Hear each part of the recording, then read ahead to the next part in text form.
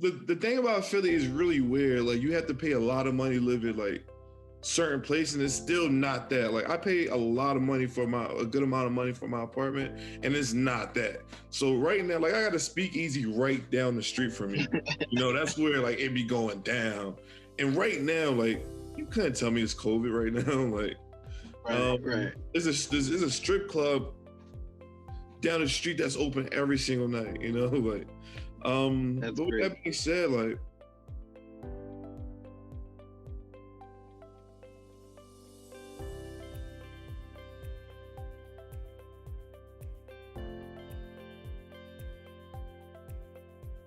Hey, welcome to Travel Tuesday Happy Hour, where we interview dope people doing dope things from around the world. Today we have an amazing guest. Tell us who you are and what you do. my name is Ron. I am a sixth grade social studies science teacher here in the city of Philadelphia, city of brotherly love. Awesome, awesome. You look like a sixth grader. What made what made you go into education? um, I was always like as a kid, I was always good at math. And I have a very bubbly personality. I enjoy being active. I don't like being bored or tied down, but I also like helping people. And so yeah, so I figured education would be the right route. Um, I moved over to science social studies because that's like I like being able to have more control over what I teach and what I talk about. And social studies science has like the amount of flexibility that I need, especially for my level of knowledge. I know a lot about, especially social studies, Black history mainly. So that's dope because like that kind of ties into a little bit about travel, right? So like Mhm. as people travel, they start to kind of like subconsciously remember some of the things they learned in grade school. Yeah. And so are you reassuring your students that this information might be relevant beyond the classroom, or it's not something that they're like really you're conscious of doing just yet? You know what's funny is so I do sixth grade social studies. So sixth grade science is earth science. And so and I specifically love sixth grade science because it's so easy to apply to literally anything we're doing.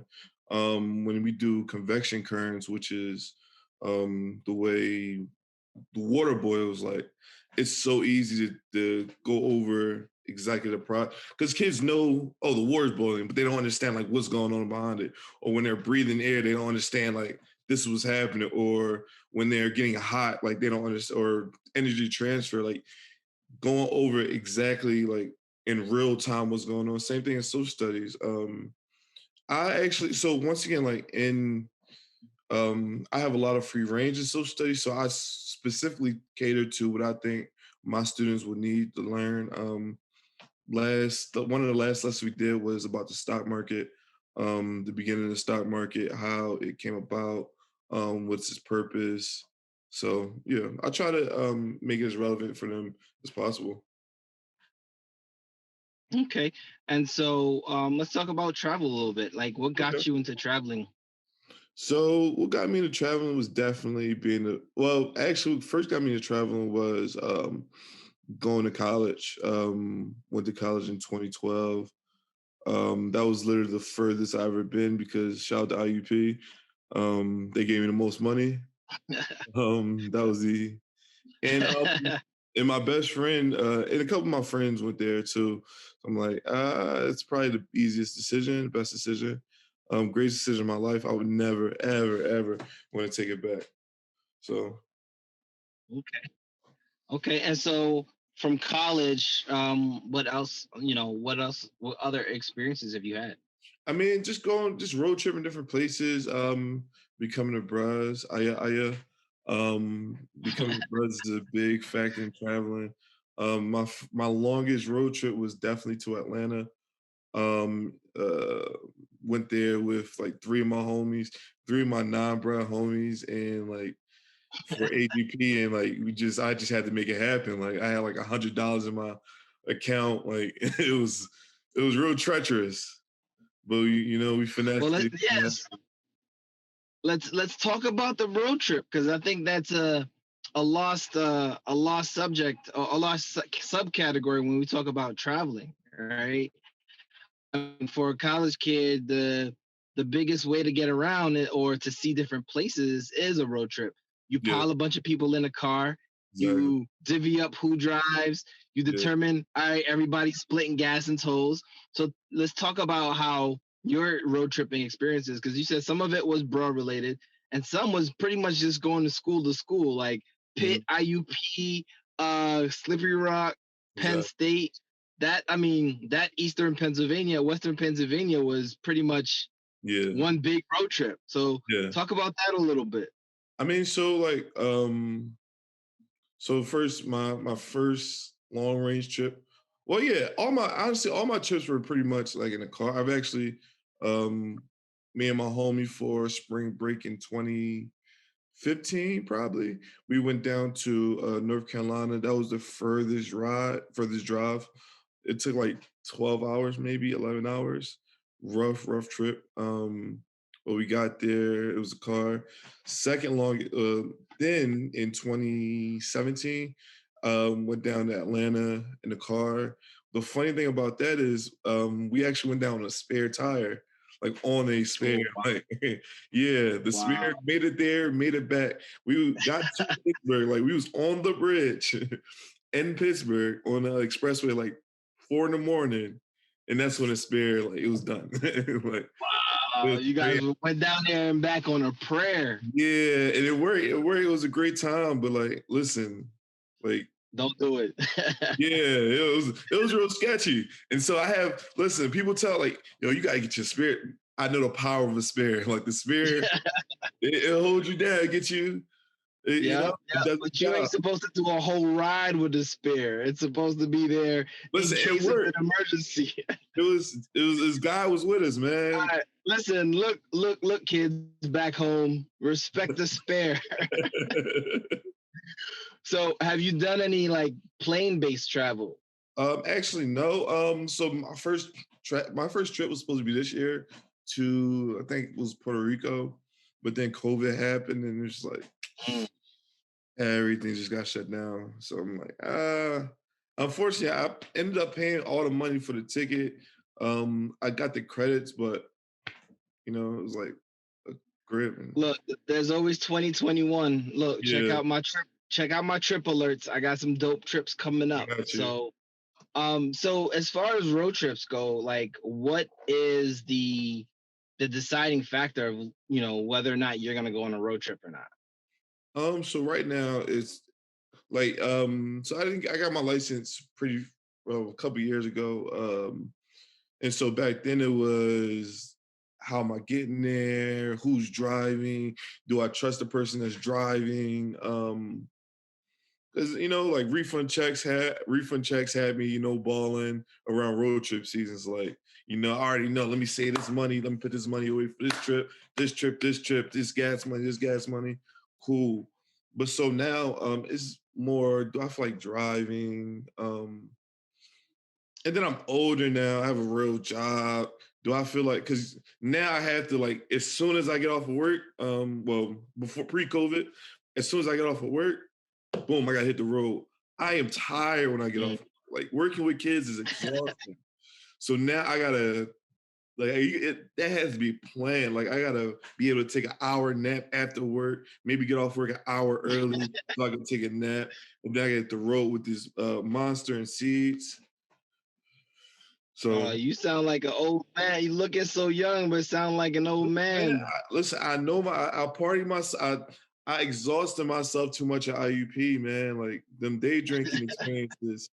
I can't even like. I realized at the age of 25, like I'm done. I'm washed. I can't do it. Today you're too young to be washed. Too young to be washed. Listen, let me say I'm not in my prime anymore. Prime Ron can handle like all wake up 8 o'clock drunk, no nap till the next morning, till next 8 a.m. Like I'm good. Then the Okay, next morning I'm out and about, like we're good. got you. Now, yo, after the day party, I need a nap. Don't ask me. I'm in my car taking a sleep. I'm in the crib You might taking be gone for the rest of the day. Forget for nap. listen. And then when I wake up, like I'm probably not going nowhere. Like if it's not a chill vibe, like I'm not getting drunk no more after the first time. Gotcha. So do you have like a top 5 road trips you've ever taken? Um, so definitely Atlanta, just because the experience. Like once again, it was just all on a whim, man. I was down there. So um, Atlantic Greek picnic. I went to Jiho, um, and that was another one because that wasn't supposed to happen. Like that was not supposed to happen. I got a ride down to Baltimore. Maryland brothers doing a H6 or H7 or something like that. I can't remember what it was called. A Halloween party. And then my man John Wall hit me like, well, he like, yo, I'm going to Geo. You trying to slide? Yeah. Like you can't, I'm not turning that down. So I'm like, all right, cool. We get all the way down there and it was an amazing experience, amazing time. Um, actually, I think that was that was the second time, but that was the first time being on the down south college campus. Yeah, actually, yeah, it was my first homecoming. I love DC trips, by the way. That's number one. You The can't Zeta sleep on the Centennial. DC trip. The Zeta Centennial, amazing, amazing. Always, always chasing the cat, huh? Yeah, listen, I love chasing the cat. um, so yeah, but DC is always such a dope city, man. My LB live out DC. My other line brother lives out Baltimore. It's always and it's always such a fun time. Like I got a lot of homies out Baltimore. I mean, out DC, from going to IUP. Who I mean, it's all love. It's all a great experience. You got the brunch vibes. You got very beautiful young ladies, and it's always like being in Philly. I just be wanting to get out of Philly, man. Like I know I don't, DC's the trenches, but at least in DC, I don't know the trenches. Like I don't know to recognize. Like in Philly, I'm not going. I know what that's in for. That's not good. Like I don't know what the trenches is in DC. Like I can be a tourist in Philly. Nah, it's hard to be a tourist because I know. Okay, I don't like what this is looking like. This is. right.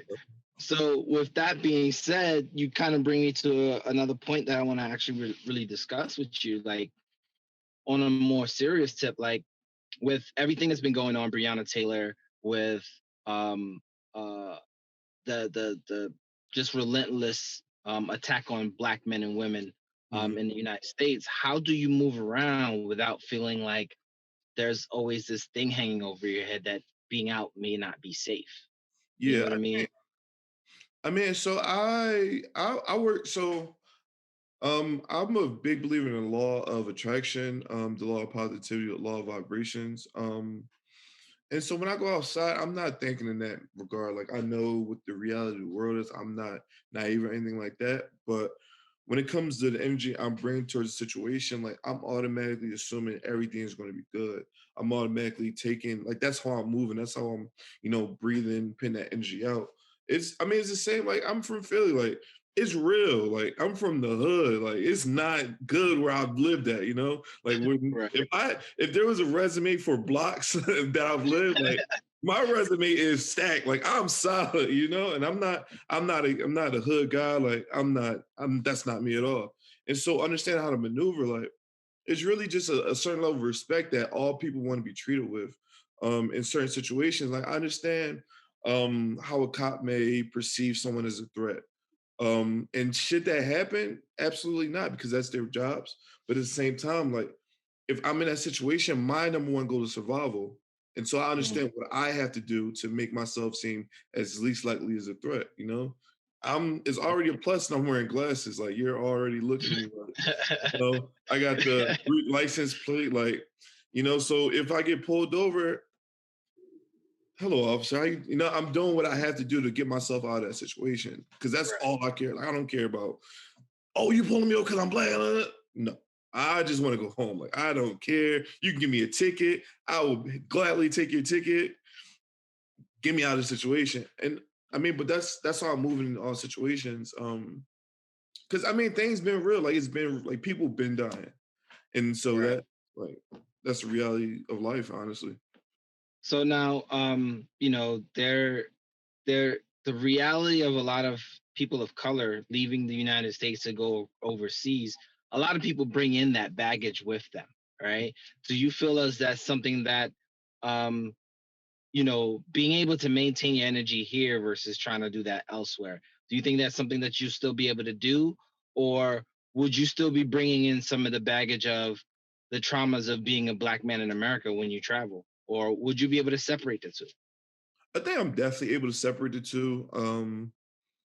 When I first got to IUP, like all my friends were, well, I lived in the traditional dorms. And I wasn't like the most like rambunctious guy or like I enjoy myself. Like I maximize my fun. And so to do that, like I hung out with a lot of my friends that like we lived in the same dorm. Like those it became me, those were that was the gang. Like we were it. Like it was all we were all friends. We were those were the bros. And most of them white, obviously, based off numbers. And just being able to be to kind of like assimilate into that culture, understand like all right, these are just people at the end of the day, like white people, black people. Yeah, I had homies that were. I have a homie that's um uh super conservative. Um, and it's just like but at the same time, I understand like it's nothing but love. Like he doesn't mean out of malice, out of ill will, anything like that. Like some things you might say that could be taken as offensive if you already come into that mindset. So I'm able to like like kind of separate myself from that mindset of it being race Mhm. because I'm not a guy that bases everything off of race. I think that for the most part, everyone wants to be a good person, but the way people go about being a good person is different, you know? Like it's Gotcha. based off what you know, what you learn, what you're around. You don't know the reality of, somebody else's life unless you're living through it. Everybody doesn't have the ability to be empathetic. And I understand that. So based on that alone, you are gonna have a blast once you leave these countries. This Listen, man. country, bro. I mean, I'm just telling you. I mean, the reason I bring it up is, there are people that take the same mentality of I got to move around in the United States the same way I got to move around the rest of the world, right? Yeah. A lot of the times, people are just curious as to how we're going about things and how do we do things. Hmm. And so, the fact that you keep an open mind and you're conscious of just being able to attract the energy that you want and not necessarily be out there in fear, you're definitely going to enjoy yourself. Yeah. So you mentioned being from Philly. So I want to ask, like, where were you? What was going on when things started to shut down? Because Philly was probably one of the, I mean, I won't say Florida's the last place to still shut down post COVID, but where were you when COVID decided to shut the country down? Listen, Because I know I'm Philly people still were in doubt that COVID actually exists. right now, right now, I know my like I so my like the thing about Philly is really weird. Like you have to pay a lot of money to live in like certain place, and it's still not that. Like I pay a lot of money for a good amount of money for my apartment, and it's not that. So right now, like I got a speakeasy right down the street from me. That's where like it be going down. And right now, like you couldn't tell me it's COVID right now. Like Right, right. there's a strip club down the street that's open every single night, like That's but with that great. being said, like personally, honestly, so it was that time of the year I was honestly getting tired of my students. Like I was getting tired of teaching. Like it was just every teacher hits that point. It was just like a wall. We're just going through motions. Like I'm tired of this. We got a couple more months left. Yo, get me out of here. Give me the summer break. And it brought the summer break closer. So, and I'm on salary. It gave me the opportunity to just chill, Okay. stay in the crib. So, Okay. I'm And so for you, adjusting, so I guess we're gonna go from, so when it hit, it was something that, from what you're saying, like, people in Philly were still not trying to really weren't grasping to the fact that it was reality. yeah. I mean, so here's the thing, man. And I said this when it first started. You got guys that's really like in fear for their life. Like I think it's Maslow's hierarchy of needs. Like, yo, you're not going to care about a flu when you're hungry or you might get shot at. Like Mm. the murder rate's crazy this year. Like, who cares about the COVID? Like, and unfortunately, I mean, you got old people. Like, I mean, so putting things in perspective, like there's a bigger picture, unfortunately, and everyone's not able to see, like, yo, this is like there's a bigger effect, but it's not as immediate as a bullet. It's not as Right. like violent as a bullet. Like that's what the priority is. I mean, for me, like I try to respect it because I do have my mom is older. Like, luckily I live by myself, so I'm able to kind of isolate myself if I feel the need to start wilding. Like if I want to go somewhere and enjoy myself for a day, and then I can come home and like really get the test um, and self quarantine. Like that's Quarantine. not a problem.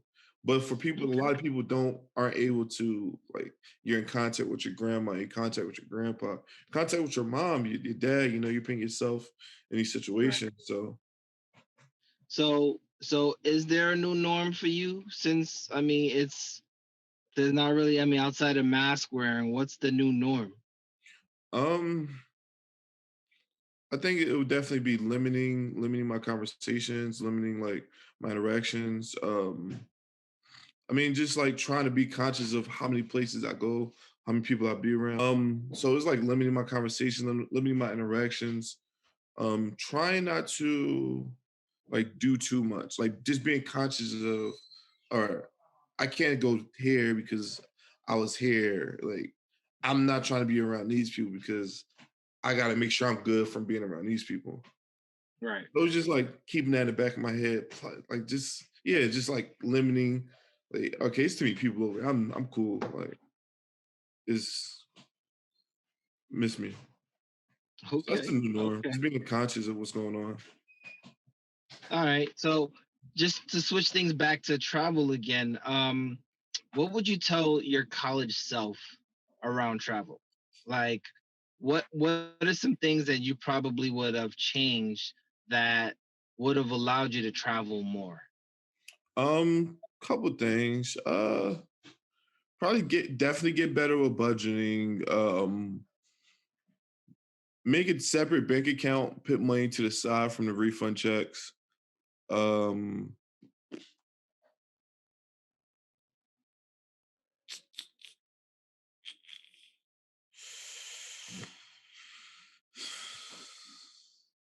That's about it.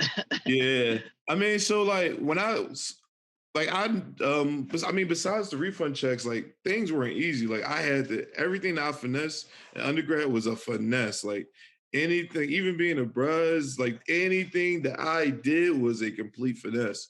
And so like it was nothing that came easy. So I mean, besides maybe put money aside and have a better bank account, that way I didn't have as much access to my money.